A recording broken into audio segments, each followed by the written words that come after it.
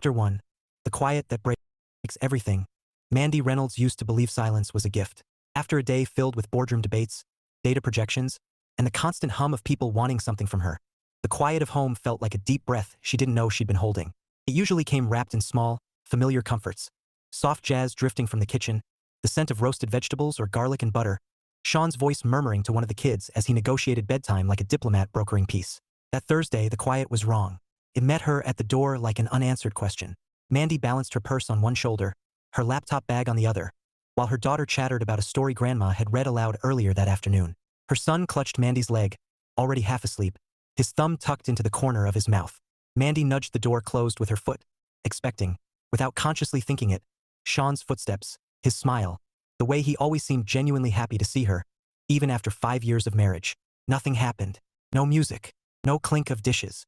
No soft, familiar chaos. "That's weird," Mandy said lightly, more to herself than anyone else. She ushered the kids through their routine on autopilot, brushing teeth, changing pajamas, tucking them into bed with practiced efficiency. She read one story, then another, kissed foreheads, and lingered a second longer than usual, an unease she couldn't quite name tightening behind her ribs.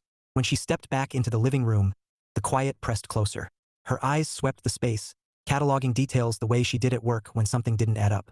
The couch pillows were arranged neatly. The coffee table was clear. The windows glowed with the muted orange of the city settling into evening. Then she saw it. The space on the shelf above the television. A rectangle of lighter dust where a framed photograph should have been. Mandy crossed the room slowly, her heart beginning to beat harder with each step. The photo had been from a picnic the previous spring. Nothing fancy, just the four of them sprawled on a blanket in the park. Sean had been laughing at something their daughter said, their son clutching a juice box like it was treasure. Mandy loved that photo because it hadn't been planned. It was proof that happiness didn't need staging. The frame was gone. She turned, suddenly aware of how quiet her own breathing sounded. Her gaze dropped to the front door. The small mat where Sean's boots usually sat was empty. So was the space beside it where his sneakers belonged. Her stomach dropped. "No," she whispered. The word barely sounded at all. Mandy moved through the apartment quickly now, opening doors, checking rooms. The bathroom was untouched except for one detail she noticed only because she knew him so well. His toothbrush was gone. The bedroom closet door hung open. His side was empty, hangers clinking softly as her hand brushed them. She felt dizzy. His suitcase wasn't there, but his clothes were gone. His laptop, the folder where he kept their important documents, the charger he always forgot unless she reminded him. This wasn't a mistake. This wasn't a late night. This was intentional. Mandy fumbled for her phone and called her mother, pacing as the line rang. She tried to speak calmly when Helen answered, but her voice cracked anyway. "Mom," she said, "something's wrong. Sean's not here. His things are gone. I don't understand." Helen's voice shifted instantly, warmth giving way to concern. Mandy barely registered the words, her attention snagging on the kitchen table as she passed through the room again. Something glinted under the light. She stopped. The wedding band lay at the center of the table, placed carefully, deliberately. Not tossed, not hidden, just left behind. Mandy stared at it, her mother still talking faintly through the phone. The ring looked impossibly small, absurdly insignificant for something that had represented everything she believed was solid. Her knees gave out and she sank into the nearest chair, her fingers hovering over the ring without touching it. There was no note, no explanation, just the cold finality of absence. Her mind raced, grasping for reasons, excuses, anything that made sense. They hadn't fought. Not really. They disagreed sometimes, like everyone did, but nothing that ended with doors slammed or words taken back. Sean wasn't dramatic. He wasn't cruel. He didn't walk away from things that mattered. And nothing mattered more to him than their family. Mandy pressed her free hand to her mouth as a sob escaped, sudden and unguarded. She thought of the way Sean wrote everything down, the children's first steps, first words, first days of school.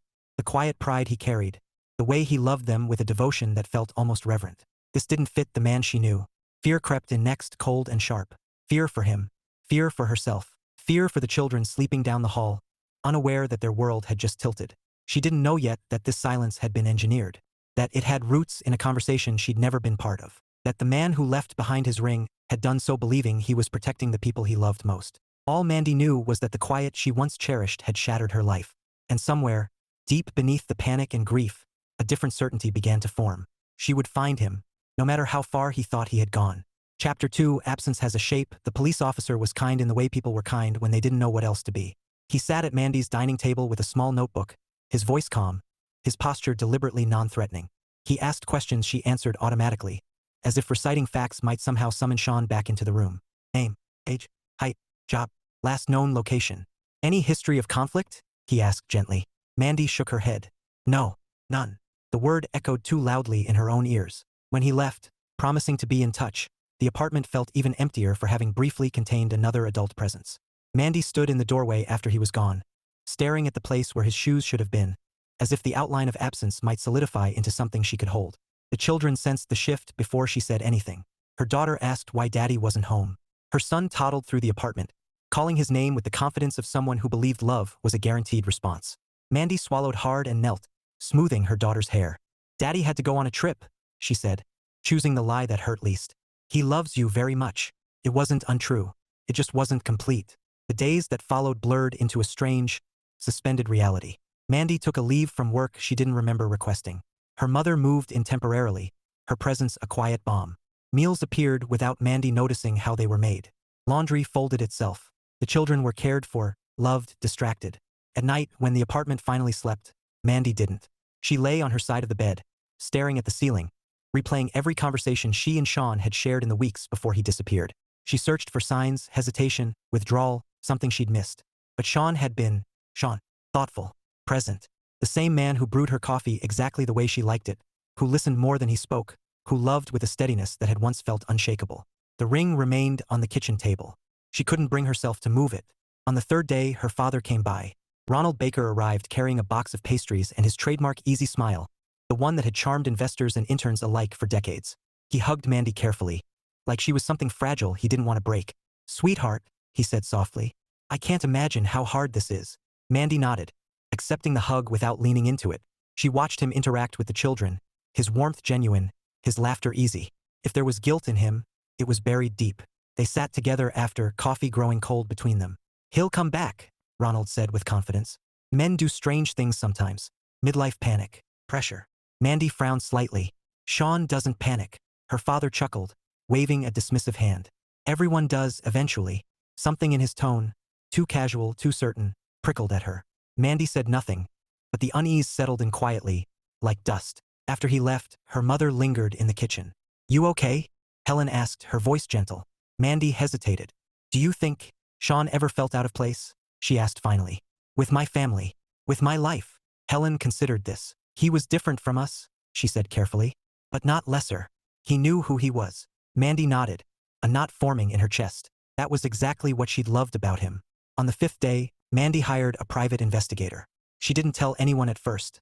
Not her parents, not even her mother. It felt disloyal, somehow like admitting the police wouldn't be enough. But Mandy had spent her life solving problems by gathering information.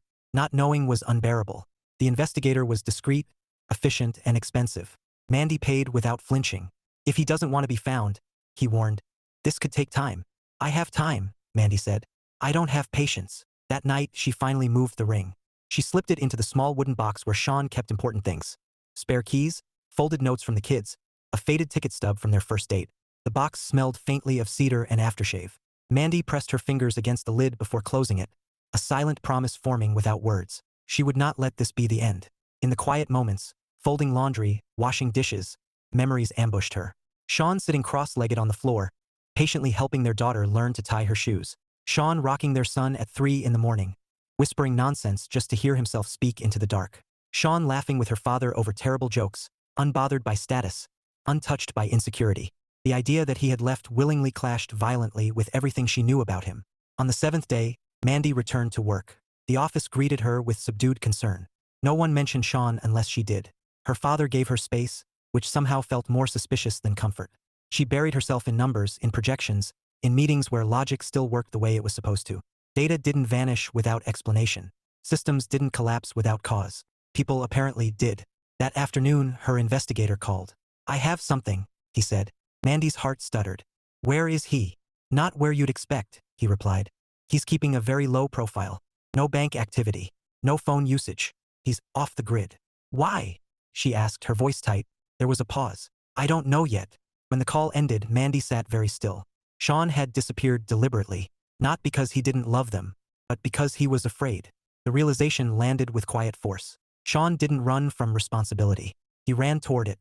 If he had walked away, it wasn't for himself. It was for them. That night, Mandy stood at the window, the city lights blurring through unshed tears. Somewhere out there, The man she loved was choosing suffering because he believed it kept his family safe. Her confusion sharpened into resolve. Whatever had driven Sean away, whatever threat had convinced him silence was the only option, she would uncover it. Absence, she realized, wasn't empty. It was full of meaning, and she was done pretending otherwise. Chapter 3. The search begins. Mandy learned quickly that searching for someone who didn't want to be found required a different kind of stamina. It wasn't the dramatic kind, the sprint fueled by adrenaline and certainty.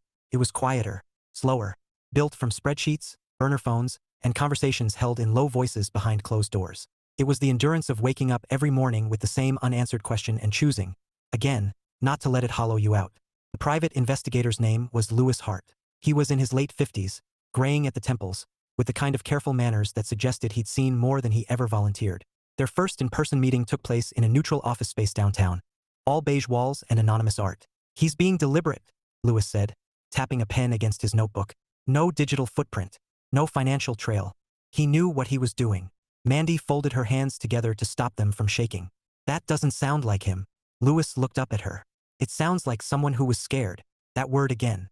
Mandy nodded once. "What do you need from me?" "Permission," he said. "And patience." "You have one of those," she replied. "Not the other." Louis smiled faintly. "I'll do what I can."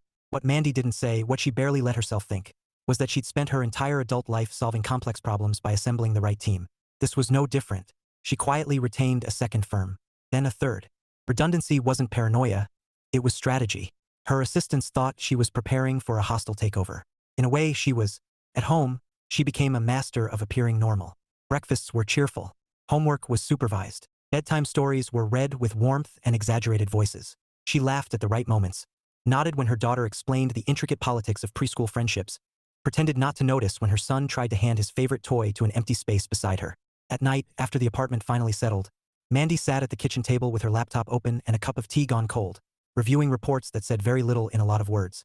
No sightings, no confirmed employment, no official shelters, just fragments. A man matching Sean's description had been seen near a transit station outside the city. Someone with his height and build had picked up day labor under a different name. A hospital intake form listed a John R. With handwriting she recognized immediately, neat, careful, unmistakably his. She stared at the scanned document until her vision blurred. "He's alive," she whispered into the empty room. That mattered. It mattered more than anything. The investigators cautioned her against involvement, but Mandy ignored them. She began retracing Sean's habits. Not his routines, but his values. Sean avoided attention. He preferred places where people didn't ask questions. He gravitated toward work that let him help without obligation. And he had always paid attention to the invisible people. She started visiting places she'd never had reason to before.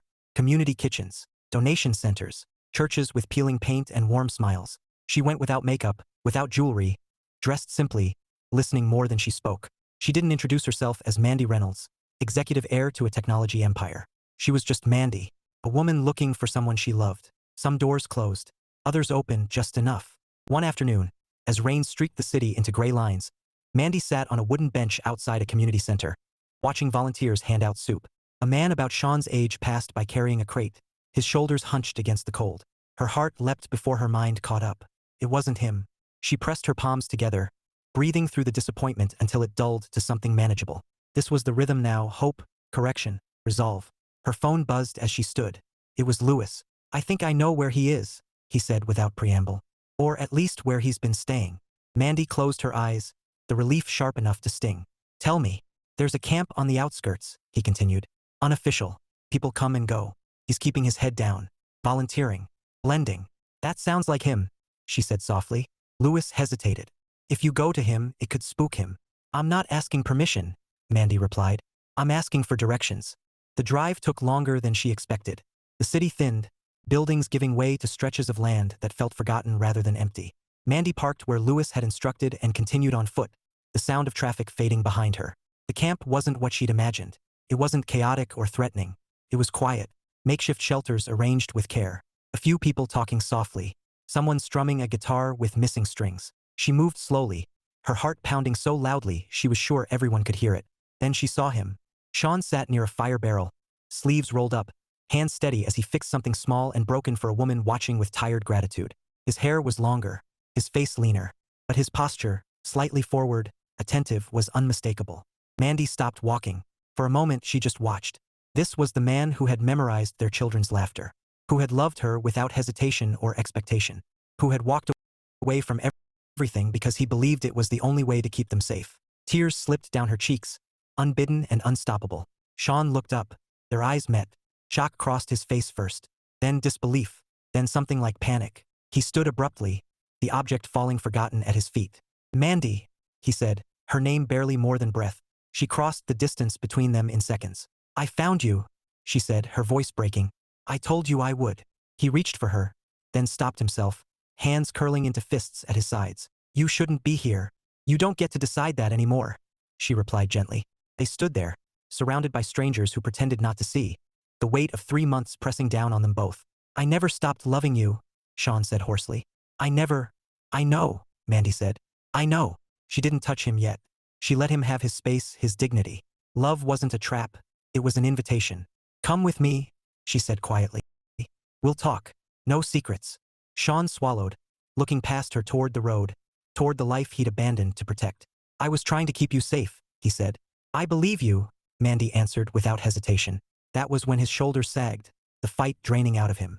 Not because he was weak, but because, finally, he didn't have to be strong alone. They walked away from the fire together, not healed, not whole, but no longer lost. Chapter 4, The Man Who Walked Away. Sean Reynolds had always believed that if you lived honestly, most problems announced themselves early. He believed in conversations held at the kitchen table, in misunderstandings resolved before bedtime, in the quiet confidence that came from knowing who you were and standing there without apology. It wasn't naivete. It was discipline, a choice made daily to trust clarity over suspicion.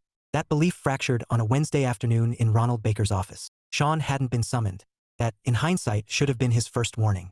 He'd stopped by the building to drop off lunch for Mandy, something she forgot to eat when meetings stacked too high, and had been intercepted by Ronald himself, all smiles and warmth, a hand placed companionably on Sean's shoulder. Walk with me, Ronald said. I've been meaning to chat. The office was exactly what Sean expected. Large windows, comfortable furniture, nothing ostentatious. The kind of space designed to put people at ease. Ronald moved behind his desk but didn't sit, instead leaning against it casually, as if they were equals sharing a moment rather than adversaries standing on opposite sides of an invisible line. Mandy works very hard, Ronald began. You know that. Sean nodded. She loves what she does. She's exceptional, Ronald said, his smile tightening. And she's destined for more. The shift was subtle, but Sean felt it, like the temperature dropping a few degrees. I wanted to talk to you man to man, Ronald continued, about whether you're still the right fit for where her life is going. Sean straightened. I don't understand. Ronald sighed, as though burdened by patience. You're a good father, a decent husband, but decency has limits. Sean stared at him. With respect, sir. This isn't personal, Ronald cut in smoothly. It's practical. Mandy is going to inherit a company that employs thousands. She needs a partner who can stand beside her without raising questions, without embarrassment. The word landed like a slap. Sean felt heat rise to his face, not from shame, but anger. I've never embarrassed her. Ronald's eyes hardened, the genial mask slipping just enough. You embarrass the position she occupies, whether you mean to or not. Sean thought of Mandy laughing in sweatpants, barefoot in their kitchen. Thought of her sitting cross-legged on the floor playing blocks with their son. Thought of the way she'd once told him she loved, that he was exactly who he was. She chose me, Sean said quietly. Ronald nodded. Yes, and we indulged that choice. For a time. The silence stretched. Then Ronald said conversationally, accidents happen. Children get hurt. Not often, of course. But unpredictability is the price of instability. Sean's blood went cold. You're threatening my kids, he said, his voice steady only through sheer will. Ronald smiled again, all warmth restored. Of course not. I'm saying the world is an unpredictable place, and you're not equipped to protect them from it. The room felt smaller. He understood then, fully, unmistakably, that no argument would land. No appeal to character or love or truth would matter. Ronald Baker didn't need to be believed. He only needed to be powerful. Sean left without another word. He didn't go home. He walked, block after block, his mind racing, every instinct screaming to tell Mandy everything. But even as the urge rose, it collapsed under its own weight. Mandy loved her father, trusted him. The man the world saw, the man she saw, could not coexist with what Sean had just witnessed. And Ronald knew it. By the time Sean reached the edge of the city, a terrible clarity had settled in. If he stayed, Ronald would escalate. Pressure would turn to leverage. Leverage would turn to consequences. Sean had never been afraid for himself, but fear for his children was a different animal entirely. That night, he packed only what couldn't be traced easily. He left his phone. He wiped his laptop, He placed his wedding ring on the kitchen table with hands that shook for the first time in his adult life. Not because he was leaving Mandy, because he was choosing her. The weeks that followed stripped him down to essentials. He slept in places where no one asked questions, took work paid in cash, learned the rhythm of living unnoticed. It was humbling in ways that cut deep, but Sean had never equated worth with comfort. What broke him were the quiet moments. A child's laugh echoing somewhere nearby. A woman with Mandy's hair passing on the street. The instinctive turn of his head. The hope that flared and died just as quickly. At night, he wrote. The journal stayed with him, tucked safely inside his jacket. He added pages not of first steps or first words, but of memories, details he refused to let fade. The way Mandy hummed absent-mindedly when she cooked. The exact shape of their daughter's concentration face. The way their son's hand fit perfectly around his finger.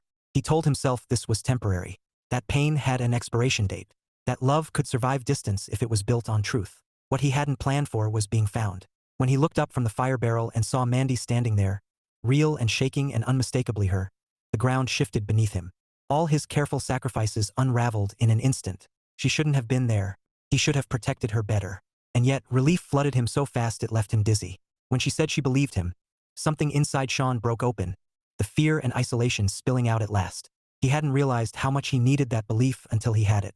As they walked away together, Sean understood something he'd been too afraid to name before. Leaving had never been the hardest part. Doing it alone had been. And for the first time since he'd placed his ring on that table, he allowed himself to hope that walking back didn't mean surrender. It meant fighting with her. Chapter 5, found, not lost. They didn't go back to the apartment. Mandy had known immediately that they couldn't. Not yet. The weight of that space, the children's drawings still taped to the fridge, Sean's absence lingering in every corner, would crush whatever fragile honesty was trying to surface between them. Instead, she drove them to a small, nondescript motel just off the highway. It wasn't nice, but it was clean, quiet, and anonymous. That mattered. Sean sat in the passenger seat, hands folded tightly in his lap, staring straight ahead as if the road might suddenly ask him a question he wasn't ready to answer. Neither of them spoke during the drive. Inside the room, Mandy set her purse down and leaned against the door once it clicked shut, grounding herself in the solid reality of the moment. Sean hovered near the window, uncertain, like a guest who wasn't sure if he was allowed to sit. You can take the bed, Mandy said softly. I'll take the chair. Sean turned, frowning. Mandy, this isn't about comfort, she interrupted gently. It's about space. We'll talk. Just let me do this my way. He nodded, accepting the boundary without argument. That, more than anything, confirmed she'd been right about him all along. They sat across from each other, the air thick with everything unsaid. I thought you hated me, Sean said finally, the words rough and unpolished. I thought if you ever found me, you'd look at me like I abandoned you. Mandy shook her head slowly. I was hurt, she admitted. I still am. But hatred never even made the list. Sean let out a breath he seemed to have been holding for months. I wanted to tell you, he said, every day. But I kept seeing your face when you talked about your dad. The trust, the certainty. I couldn't be the one to take that from you. You didn't, Mandy replied quietly. He did. Sean's eyes flicked up, searching her face. You believe me? Yes. No hesitation. No caveat. He pressed his lips together, emotion tightening his expression. He said things, Mandy, about the kids. Not directly, but clear enough that I knew what he meant. Her jaw clenched, anger sharp and focused now that it had a target. He underestimated two things, she said. My intelligence. And my loyalty. Sean gave a hollow laugh. I thought I was doing the right thing. You were, Mandy said.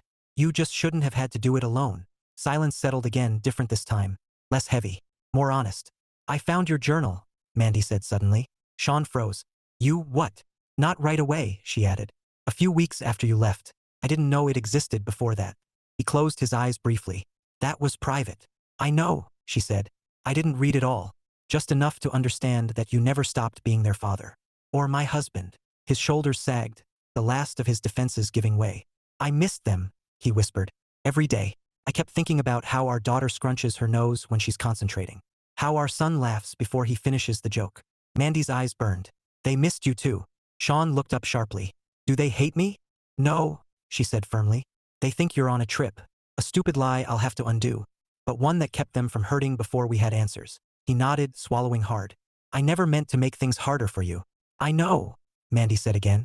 But loving someone doesn't mean disappearing when it gets complicated. He met her gaze, remorse etched into every line of his face. I forgot that strength doesn't always look like sacrifice. She stood then, crossing the room slowly, deliberately, giving him time to pull away if he needed to. He didn't. When she reached him, She rested her forehead against his, the contact tentative but electric. It had been so long since she'd felt the familiar weight of his presence, the steady calm that had anchored her for years. "We're going to fix this," she said quietly. "Not by pretending it didn't happen, but by facing it together." Sean nodded, his hands finally lifting, stopping just short of her waist as if waiting for permission. She placed them there herself. For the first time since he'd left, he let himself hold her. Not desperately, not possessively, just honestly. They stayed that way for a long time, the world outside the motel room continuing on without them. When they finally pulled apart, nothing was solved, but everything was possible again. "Tomorrow," Mandy said, "we make a plan." Sean managed a small, tired smile. "I always liked your plans." She returned it, fierce and certain. "You're going to love this one." Because he wasn't lost anymore. He was found. And this time she wasn't letting go. Chapter 6. The enemy wears a smile. Mandy didn't raise her voice when she confronted her father. That was the part that unsettled him most. Ronald Baker was used to emotion. Anger, tears, accusations. Those were all familiar currencies, easily deflected with warmth and reassurance. What met him across the polished surface of his office desk that Monday morning was something far more dangerous. Calm. "Mandy," he said, standing as she entered, his smile ready, practiced. "You should have called. I would have cleared my schedule." "You did," she replied, closing the door behind her. "You just didn't know it." She took the chair across from him without being invited. Her posture was relaxed, hands folded loosely in her lap. Anyone watching through the glass walls would have seen a daughter visiting her father. A normal moment, pleasant one. Ronald sat slowly. "How are the kids?" "Safe," Mandy said. "Loved. With both of their parents." The smile faltered just a fraction. "I found Sean," she continued, as if discussing quarterly earnings. "He told me everything." Ronald leaned back, fingers steepled. "I don't know what you think he told you, but you threatened my children," Mandy said evenly. The words hung between them, heavy and unmistakable. Ronald's expression shifted, irritation flickering before he smoothed it away. "That's an ugly accusation. It's an accurate one." He sighed, as though burdened by her misunderstanding. "You're emotional. That's understandable. But Sean is unstable. He's filled your head with—" "Stop," Mandy said quietly.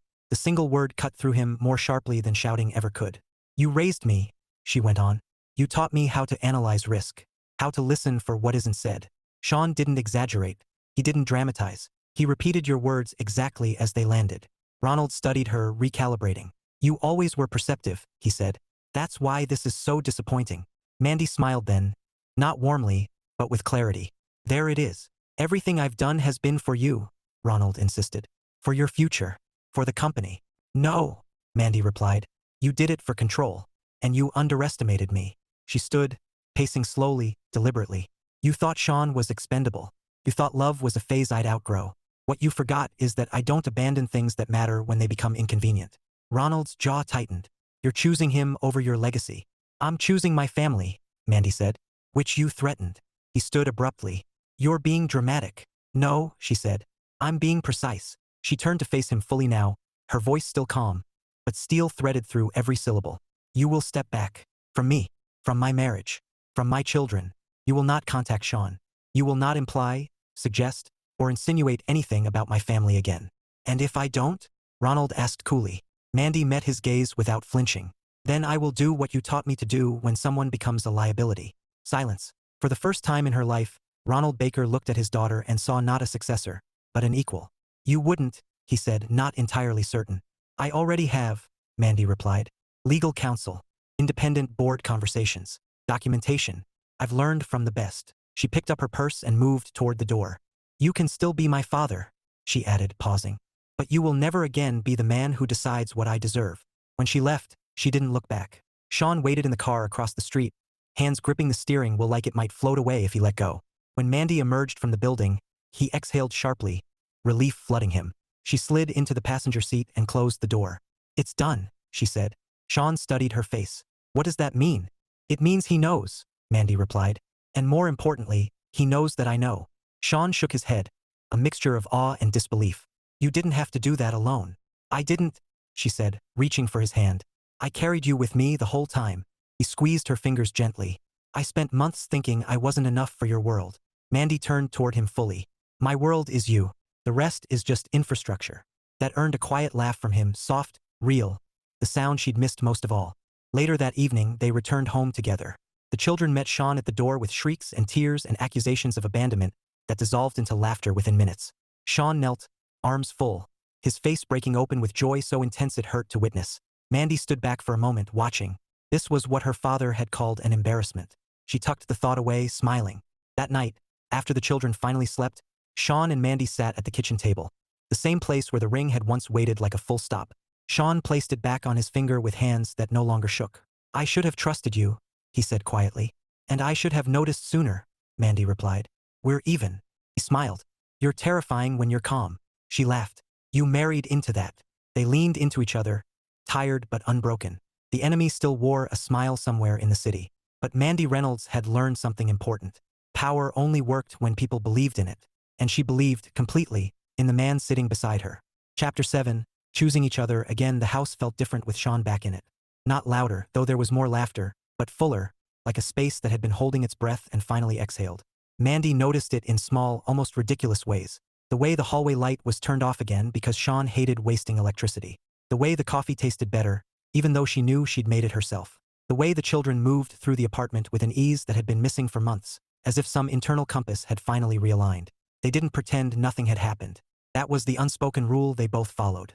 The first week was awkward in places, tender in others. Sean slept lightly, waking at the smallest sound, his instincts still tuned to vigilance. Mandy caught him standing in doorways, watching the kids with an intensity that bordered on reverence, as though he needed to reassure himself they were real, that he hadn't imagined them into existence during the months he'd been alone. One evening, Mandy found him sitting on the floor of their daughter's room, surrounded by stuffed animals, listening with grave seriousness as she explained a complicated game involving a unicorn, a dragon, and what she called very important snack negotiations.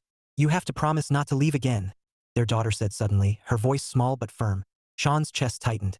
"I promise I will always talk to Mom first," he said carefully. "No disappearing. Ever." She considered this, then nodded, apparently satisfied. Later, after bedtime, Mandy leaned against the kitchen counter and watched him rinse dishes, sleeves rolled up, movements familiar and grounding. "You handled that well," she said. He shrugged. "I'm learning that protecting doesn't mean deciding for everyone."